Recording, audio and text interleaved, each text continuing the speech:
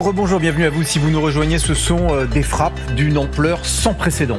Depuis le début du cessez-le-feu le 8 avril dernier, bombardements américains toute la nuit sur l'Iran. Riposte de Téhéran ce matin encore, il y a encore quelques heures seulement, sur les pays du Golfe alliés des États-Unis dans la région. Le Golfe, justement, où nous rejoignons notre envoyé spécial Pierre-Olivier Dantan. Pierre-Olivier, les pétromonarchies font donc face à la riposte iranienne.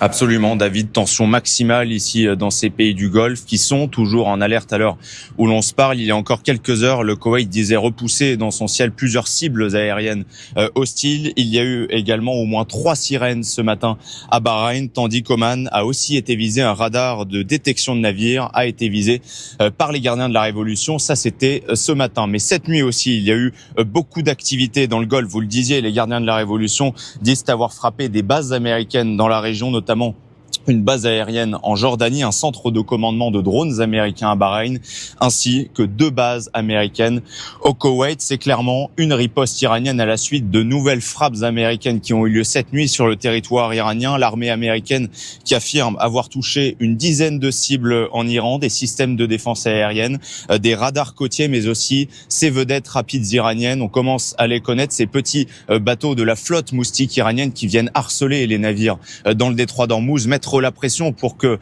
les navires empruntent justement le chemin imposé par Téhéran le long des côtes iraniennes. L'objectif des États-Unis en réalité, il est clair, c'est rétablir une navigation libre dans le détroit. D'ailleurs, Donald Trump l'a affirmé hier. Selon lui, le détroit d'Ormuz reste ouvert, entre guillemets, comme si de rien n'était. Alors que de leur côté, les Iraniens, d'une part, ils affirment que le détroit d'Ormuz est fermé à l'heure où l'on se parle et surtout qu'ils en gardent le contrôle.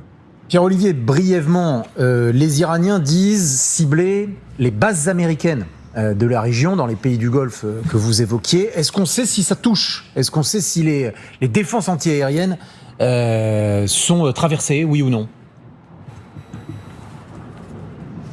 À l'heure actuelle, c'est difficile de vous répondre, David, sur ces éventuelles frappes. En tout cas, ce que l'on sait, c'est qu'évidemment, ces pays, ils sont prêts à riposter. On l'a vu d'ailleurs hier, par exemple, avec Olivier Martin. On se trouve au Qatar, un pays qui était relativement préservé jusque-là. Pour notre part, ça fait à peu près 3 semaines qu'on est ici. Il y avait un calme relatif ici dans la région. Et hier, on a bien vu que les défenses antiaériennes étaient capables de fonctionner. On a pu voir notamment plusieurs explosions dans le ciel hier matin qui correspondaient à des interception de missiles en provenance d'Iran. Ça a été confirmé par les autorités qataries. Les Émirats arabes unis aussi ont activé leur défense antiaérienne hier matin.